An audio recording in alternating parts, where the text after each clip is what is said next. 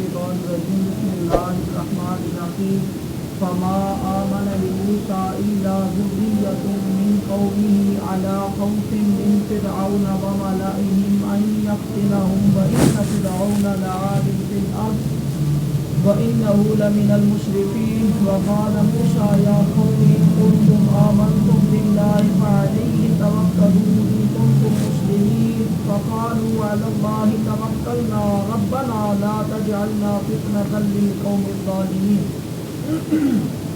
ونجنا برحمتك من القوم الكافرين وأوحينا إلى موسى وأخيه أن تبوأ لقومكما بمصر بيوتا واجعلوا بيوتكم قبلة وأقيموا الصلاة وبشر المؤمنين وقال موسى ربنا إنك آتيت فرعون وملأه زينة وأموالا في الحياة الدنيا ربنا ليضلوا عن سبيلك ربنا اطمس على أموالهم واشدد على قلوبهم فلا يؤمنوا حتى يروا العذاب الأليم قال قد أجيبت دعوتكما فاستقيما ولا تتبعان سبيل الذين لا يعلمون وجاوزنا ببني إسرائيل البحر فأتبعهم فرعون وجنوده بغيا وعدوا حتى إذا أدركه الغرق قال آمنت أنه لا إله إلا الذي آمنت به بنو إسرائيل وأنا من المسلمين قال آن وقد عصيت قبل وكنت من المفسدين فاليوم ننجيك ببدنك لتكون لمن خلفك آية وإن كثيرا من الناس عن آياتنا لغافلون صدق اللہ مولانا العظیم. کیونکہ موضوع ایک چل رہا ہے اس لیے زیادہ آیات کا انتخاب کیا. سورہ یونس کی آیت نمبر 83 سے لے کے 92 تک 83 سے 92 تک 10 آیات ہیں. موضوع کے مطابق سورہ یونس ہے اور یہاں پہ 11ویں سپارے کا 4واں رقو مکمل ہوا. اللہ بات بیان کرنے کی اور عمل کرنے کی توفیق عطا فرمائے. کل بھی ہم نے کافی حد تک موسیٰ علیہ السلام کے قصے کو شروع کیا. آج وہی قصہ آگے چلا جا رہا ہے. تو موسیٰ پر ایمان نہ لائے مگر اس کی قوم کی اولاد سے کچھ لوگ، یعنی موسیٰ علیہ السلام پر جو ایمان لانے والے لوگوں کی تعداد تھی حساب وہ کیا تھی؟ کم تھی. کچھ کم لوگ ایمان لائے. ساتھ ساتھ موازنہ وقت کی قلت ہوتی ہے. موازنہ خود کرتے ہیں اس کو اس وقت جب قرآن نازل ہو رہا ہے کہ نبی صلی اللہ علیہ وسلم کی تبلیغ کر رہے ہیں اور ایمان لانے والے کم ہیں. مکی دور کی صورت ہے نا. ٹھیک ہے جی. تو موسیٰ پر ایمان نہ لائے مگر اس کی قوم کے اولاد سے کچھ لوگ فرعون اور اس کے درباریوں سے ڈرتے ہوئے کہ کہیں انہیں ہٹنے پر مجبور نہ کر دیں. اور بے شک فرعون زمین پر سر اٹھانے والا تھا اور بے شک وہ حد سے گزر گیا. یعنی فرعون جو تھا وہ ظالم اور جابر تھا. وہ پہلے ہی بنی اسرائیل کے اوپر ظلم اور تشدد. اچھا یہ ظلم اور تشدد اور محکومیت ہوتی کہ بھائی صاحب یہ ظلم اور تشدد اور محکومیت بندہ دبتا کیوں ہے؟ بندہ کسی کے نیچے آتا کیوں ہے؟ اس کی وجہ یہ ہوتی ہے کہ بندے کے اپنے اعمال ہوتے ہیں. جب بھی آپ ڈاؤن ہوتے ہیں اپنے کسی بھی معاملے میں، اپنی ذاتی معاملے میں، انفرادی معاملے میں، اجتماعی معاملے، خاص طور پہ اجتماعی معاملات میں، من حیث القوم ہمارا ملک جناب اس طرف یہ ہے وہ ہمارے ساروں کے اعمال ایسے ہیں. یہ کسی ایک بندے کا قصور نہیں ہے. اگر ہمارے حکمران بھی یہ ہیں یا ہمارے ملک کا بھی یا دنیا کے اوپر مسلمان اس وقت کشمیر میں ہے، پاکستان میں، افغانستان کہیں پہ بھی ہے جناب ان کے اوپر ظلم ہو رہا ہے تو وہ ہمارے اپنے اعمال ایسے ہیں. ہم خود گھٹیا اور بےغیرت اور گناہگار ہو چکے ہیں اس لیے، اور ہم سرکش اور اس طرح کے ہوئے گناہ کر بھی نہیں اور گناہ کے اوپر ہمیں پچھتاوا بھی، ڈر بھی نہیں، خوف بھی نہیں کہ اللہ جی ہم سے یہ غلطی ہوگا. ہم گناہ کر کے اور اس کے اوپر بس در جناب سارے عام پھرتے جا رہے ہیں. گناہ کے اوپر ہمیں ڈر اور خوف بھی نہیں.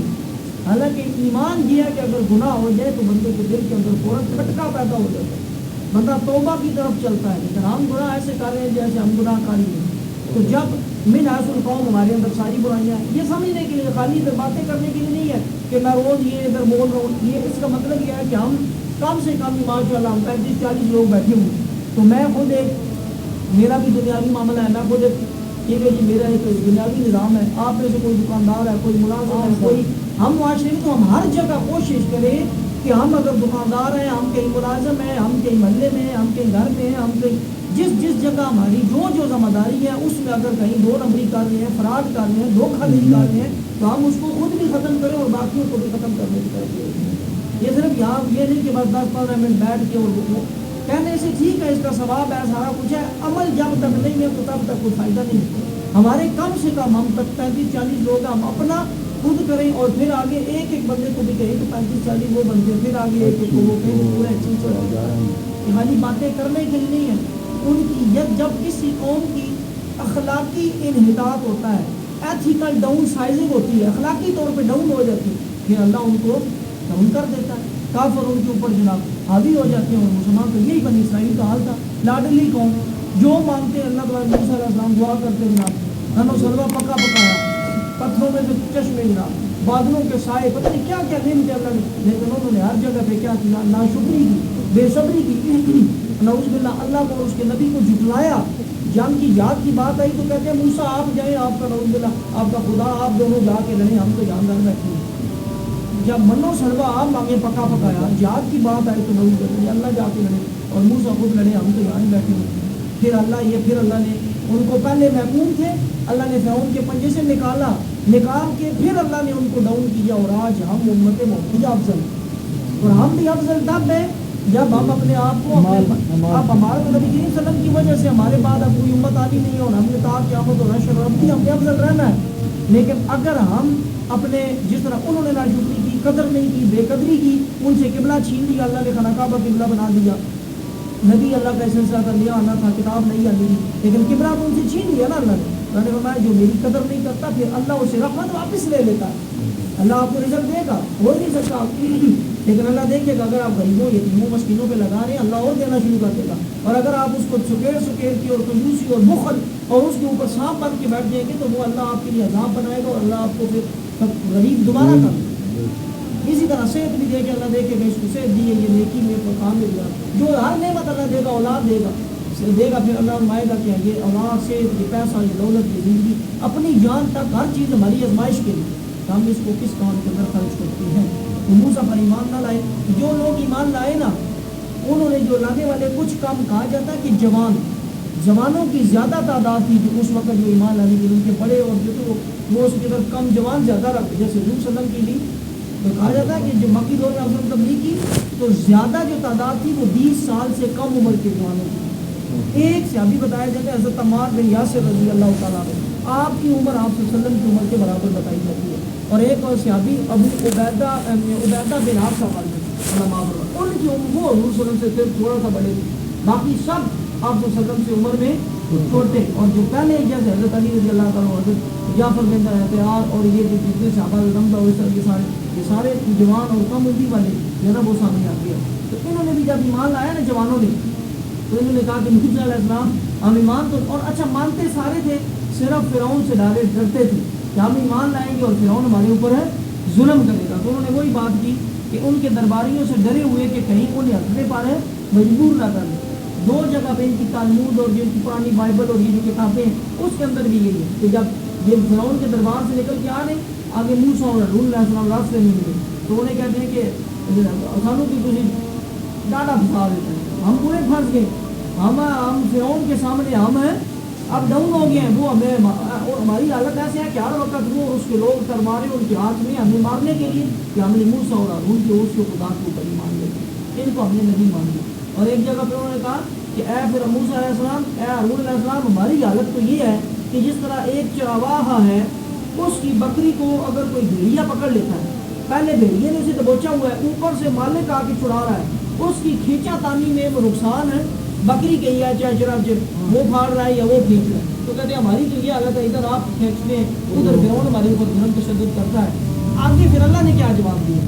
اللہ نے جواب دیا کہ اچھا فرعون کا کام تو یہ ہے کہ وہ تو حد سے گزرنے والا ہے نا، ظلم تشدد کرنے والا ہے، موسیٰ آپ کہو اپنی قوم سے اور موسیٰ نے کہا اے میری قوم، اللہ نے موسیٰ علیہ السلام سے کہلوایا کہ اگر تم اللہ پر ایمان لائے ہو تو پھر اس کے اوپر بھروسہ رکھو، اگر تم ایمان نہ رکھتے ہو تم ڈر رہے ہو نا فرعون سے، اللہ پہ اگر ایمان لے آئے ہو تو پھر تمہیں اللہ پہ توکل بھی کرنا چاہیے کہ اللہ تمہاری مدد فرمائے گا، ضرور اللہ مدد کرے گا۔ اگر تم واقعی مومن نہیں ہو تو پھر تمہارے یعنی باتیں ساتھ ساتھ خود سمجھتے ہیں کہ اگر ہم بھی کسی معاملے میں بھی کوئی نیکی کا یا کوئی کام کے اوپر آ جائے تو پھر اس کے اوپر اللہ پہ توکل کریں, اللہ ضرور مدد فرمائے گا.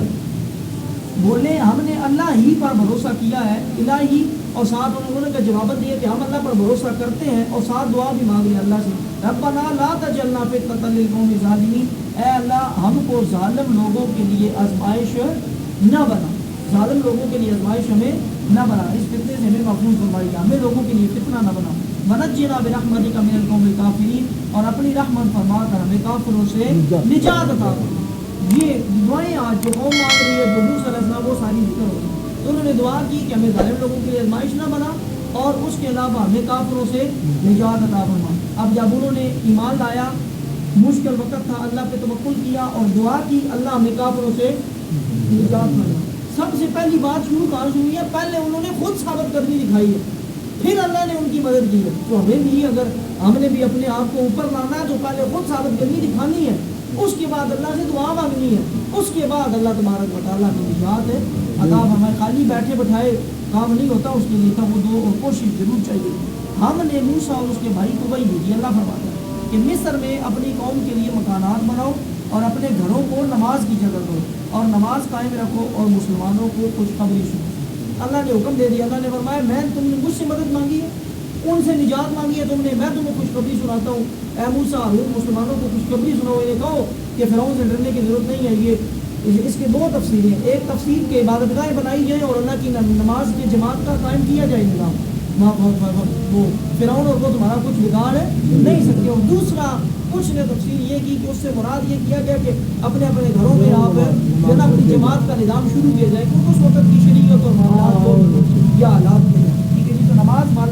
اور اس سے تیسری بات کیا نکلتی ہے کہ جب بھی پریشانی ہو, حضور سلم کا بھی فرمان ہے, جب بھی مومن بندے کو کوئی تکلیف پریشانی ہو نماز مدد مانگو. کس کے ساتھ؟ صبر اور نماز کے ساتھ. یا ایھا الذین آمنوا استعینوا, اے ایمان والو استعینوا, مدد مانگو, بالصبر والصلاۃ. کوئی بھی پریشانی آ جائے پہلے نمبر پہ صبر کریں اور نماز حاجت پڑھ کے اللہ سے دعا مانگی, اللہ آپ کی مدد کرے. ہر رکعت میں سورہ فاتحہ کیا ہے؟ لازمی پڑھنی. اب سورہ فاتحہ نہیں پڑھتے آپ کی نماز ہی نہیں. لا صلاۃ الا بفاتحۃ الکتاب, جس نے سورہ حدیث ہے, جس نے اشار کو الفاظ میں کوئی پھر مفہوم یہ ہے کہ جس نے سورہ فاتحہ نہیں پڑھی اس کی نماز ہی نہیں ہے. سورہ فاتحہ کے اندر کیا ہے؟ ایاک نعبد و ایاک نستعین, اللہ عبادت تیری کرتے اور مدد بھی تجھ سے ہی مانگتے. تو اس کے اوپر موسیٰ نے عرض کیا, اے رب ہمارے, تو نے فرعون اور اس کے سرداروں کو آرائش اور مال دنیا کی زندگی میں دی ہے, ان کو دنیا کے اندر تو نے اللہ جی بہت کچھ دے رکھا ہوا ہے. اے رب ہمارے, اس لیے کہ تیری راہ سے بیکار ہے, تو نے ان کو دنیا اس لیے اتنی دی ہے کہ وہ تیری راہ سے دور ہٹتے جائیں. یہ ان کی بات نہیں ہے, یہ اللہ کا قرآن ہے. اور اللہ تبارک و تعالیٰ خود فرماتا ہے کہ جو بندہ مجھ سے دور ہوتا ہے میں اس کو, الدنیا حدیث کا مفہوم ہے, الدنیا سجن المؤمن و جنت الکافر, دنیا جنت ہے کافر کے لیے, کافر کے لیے ادھر ہی کھلا, اس کے لیے کافروں کو دیکھ کے پریشان نہ ہوئی. انہوں نے کیا دعا کی؟ اے رب ہمارے, ان کے مال برباد کر دے اور ان کے دل سخت کر دے کہ ایمان نہ لائیں جب تک دردناک عذاب نہ دیکھیں. اب موسیٰ علیہ السلام اور ہارون علیہ السلام, یہ بھی بات وہی ہے کہ دعا یکدم نہیں آ گئی, وہ سالہ سال کی تبلیغ ہے. اس کے بعد مصر کے آخری دور میں آ کے انہوں نے دعا کی کہ اللہ جی اب فرعون اور اس کی قوم کو تباہ کر دیں ان کو. اور یہ جو لفظ ہے نا رب نتمس, 2-3 منٹ اوپر لگ جائیں گے, میں پہلے بتا رہا ہوں. رب نتمس, نتمس لفظ ہے نا, اس کا مطلب یہ ہے کہ بالکل پتھر جسے کہتے ہیں, جیسے جاندار چیز ہے اور وہ جدھر ادھر ہی وہ پتھر کی ہوتی ہے. رب نتمس, اور کہا جاتا ہے کہ بالکل جو فرعون کی لاش آج تک دیکھ رہے ہیں کی بالکل پتھر, زندہ لاش اس کے نوٹ ہوگی. تو کہا جاتا ہے کہ ان کے جو رزق تھے نا, ان کے جو سونے چاندی اتنے, ایک پیسہ وہ اور دوسری چیزیں بھی, رزق ہر طرح کا مال ان کا, یہ دعا کرنے کے ساتھ وہ پتھر بن گئے. حضرت عمر بن عبدالعزیز کے دور میں ایک دفعہ جب یہ آیت پڑھی گئی ان کے سامنے ایک منظر, انہوں نے آ کے تفسیر, تو آپ نے چنا جو ہے نا دعا مانگ کے تو ڈبے میں سے چنا نکالا, صبح کہا یہ دیکھ, جس طرح یہ ہو گیا نا, سخت ہو گیا, پتھر کا ہو گیا, اس طرح دعا مانگنے سے ان کا سارا رزق جو ہے, سارا مال پتھر کر دیا. رب نتمس, یہ موسیٰ اور اس کے جو نا ہارون دعا کی, ان کے مال برباد کر دے, ان کے دل سخت کر دے, اس پر سننا کہ جب تک ایمان وہ نہیں لائیں گے جب تک کہ عذاب نہ دیں گے. فرمایا تم دونوں کی دعا قبول ہوئی. اللہ نے جواباً فرمایا کہ موسیٰ اور ہارون کی دعا میں نے قبول کر لی ہے, میں ان کا رزق तंग कर देता हूँ, उनके दिलों में मोहर लगा देता हूँ और उनको अजाब भी दिखाऊंगा। तो साबित कदम रहो। फिर अल्लाह ने ये फरमाया तुमने साबित कदम दिखानी है और नादानों की राह पर नहीं चलो, उन लोगों की राह पे कोई भी ना चले जो जाएगा जो नादान। और हम बनी इसराइल को दरिया पार ले गए, ये वाक़या कर रहे हैं या वक्त पूरा हो गया है? अच्छा, तो फिर हम बनी इसराइल को दरिया आ गई। फिर ये दरिया वाला बड़ा मशहूर वाक़या है। उसके बाद पहले वो सिलसिला था जब शुरू में तबलीग की तो जवान जिससे फिरकू शुरू हुआ, जवान लोग कबूल करके लिया इस्लाम और साथ डर भी कि फिरौन हमारी को नहीं करे, पनाह दी जाए। अल्लाह ने पनाह दी, अल्लाह ने कहा इबादत खाने बनाओ, इबादत शुरू करो, मेरे ऊपर तवक्कुल मांगो, मुझसे मदद मांगो। फिर मूसा अलैहिस्सलाम ने आखिरी दौर में, मिस्र के आखिरी दौर में दुआ की कि इनको तबाह बर्बाद किया जाए, इनका जो रिज़्क़ है वो पत्थर बना दिया जाए, वो हो गई। अब तीसरी बात थी, आखिरी बात, अल्लाह ने कहा कि ठीक है जी मूसा अलैहिस्सलाम तुम्हारी दुआएं मैंने कबूल कर ली हैं, अब मैं बनी इसराइल को दोबारा अरूज देने लगा हूँ, इनको उठा के ऊपर लाने लगा हूँ और फिरौन ने जुल्म और सरकशी की है उसको मैं तबाह बर्बाद करने लगा हूँ। और हमने बनी इसराइल को दरिया पार लगा दिया और फिरौन और उसके लश्कर ने उनका पीछा किया सरकशी और जुल्म के साथ। सामने दरिया, ठीक है रहनी, सामने दरिया है, पीछे फिरौन की वो है फौज है, दरमियान में ये बनी इसराइल है और आगे भी मौत नजर आ रही है और पीछे भी मौत नजर आ रही है। वहाँ पे और जब आगे देख लिया ना तो वहाँ पे ये लफ्ज़ के कुरान के अंदर दूसरी जगह पे हम पढ़ चुके हैं। उन्होंने कहा मूसा ये हमसे क्या किया है, हमने तो ईमान लिए हो, अल्लाह से मदद मांगो, अल्लाह से तवक्कुल मांगो, अल्लाह मदद करेगा। अब किधर अल्लाह तेरा, ये अल्फाज है किधर है तेरा अल्लाह। मूसा आगे दरिया है, पीछे फिरौन है, अगर आगे दरिया में जाते हैं तब मरते हैं, नहीं जाते हैं तो पीछे फिरौन आके मारता है, किधर है तेरा अल्लाह। उधर मूसा अलैहिस्सलाम, अल्लाह जी मेरा वादा था कि ईमान लाओ जिधर से रुकू शुरू है और तवक्कुल है मेरे ऊपर करो, डरो नहीं फिरौन से। अल्लाह हम सारे तो तवक्कुल करके निकल पड़े हैं तेरे ऊपर, अब तेरी मदद किधर है। ठीक है जी, कुरान के अंदर ये अल्फाज है कि अल्लाह जी अब तेरी मदद हत्ता यक़ूल रसूल, वहाँ पे वायदे इस तरह कि बिल्कुल शदीद हिला दिए गए और हत्ता कि रसूल भी पुकार उठा कि अल्लाह जी तेरी मदद किधर है। सिर्फ कौम नहीं बल्कि मूसा अलैहिस्सलाम, अल्लाह जी हम मारे जाएंगे, अब तेरी मदद हमें चाहिए। अल्लाह ने फरमाया अच्छा मूसा मारो अपनी इसी लाठी को, अपने असा को जिसने जादू तोड़ा था, जिसने पत्थर सब जो कर, इसी असा को समंदर में मारो, दरिया में मारो। यूं ही मारा तो दरिया ने रास्ता छोड़ दिया और सारी कौम उसमें से। अल्लाह ने फरमाया जो मेरे ऊपर तवक्कुल करता है मैं उसके लिए दरिया चीर के रख देता हूँ। छोटी मोटी अल्लाह है ना वो, कहते इसीलिए अल्लाह से मांगे उसकी शान के मुताबिक मांगे।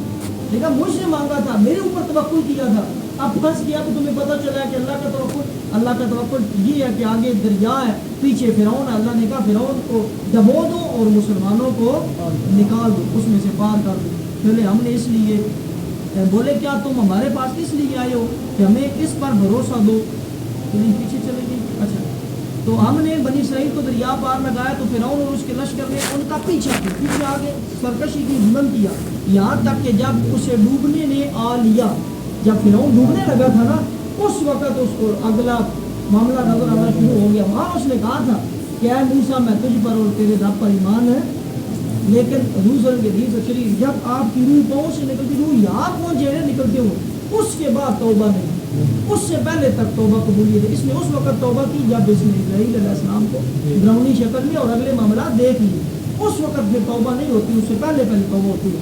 यहाँ तक कि डूबने लगा, बोला ईमान लाया कि कोई सच्चा माबूद नहीं सिवाय उसके जिस पर बनी इसराइल ईमान लाए और मैं मुसलमान हूँ। क्या अब और पहले से नाफरमान रहा और तू फसादी था, ठीक है, तो आज हम तेरी लाश को उतरवा देंगे कि तू अपने पिछलों के लिए निशानी हो।